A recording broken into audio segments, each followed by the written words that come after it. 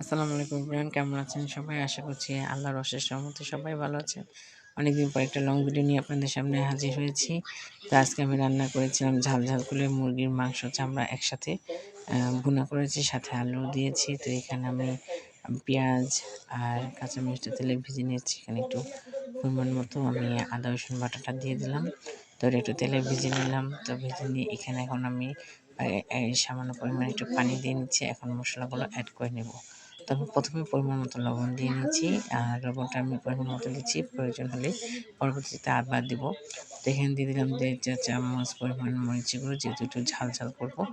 আর দিচ্ছি 1 চা চামচ পরিমাণ হলুদের গুঁড়ো, 1 চা চামচ পরিমাণ ধনিয়ার গুঁড়ো। আর আজকে আমি এখানে জিরার গুঁড়ো আর গরম মশলার গুঁড়োটা ইউজ করবো, আস্তটা ইউজ করবো না। তাই এখানে আমি এখন জিরার গুঁড়োটা দিয়ে দিলাম অল্প পরিমাণ, আর এখন দিব গরম মশলার গুঁড়ো। আমি খুব মশলাটা খুব ভালো মতো কষিয়ে নিয়েছি, একেবারে তেল তেল হয়ে এসেছে। এখন আমি খুব ভালো মতো নেড়ে চেড়ে দিচ্ছি যাতে মশলাটা আরেকটু কষানো হয়।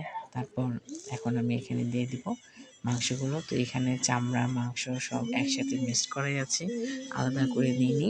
তো এখন আমি মাংসটা খুব ভালো মতো কষিয়ে নিব। আর সবসময় তো চামড়াটা আলাদা করে আলু দিয়ে ভুনা করি, তো আজকে ভাবলাম যে না, একসাথেই রান্না করে নিই। তো এখানে এই যে আলু দিয়েছিলাম, তো আমার এই মাংসটা ভালো মতো কষানো হয়ে গেছে। তো ভালো মতো কষানো হয়ে গেছে, আরও ভালো মতো নেড়ে চেড়ে নিচ্ছি। আর একটু ঝাল ঝাল করবো, ভুনা ভুনা করবো, প্রায় অনেকখানি তেলও বেশি দিয়েছি। তো এটা এখন আরও ভালো মতো নেড়েছে। তারপর এখানে দেবো পরিমাণ মতো পানি।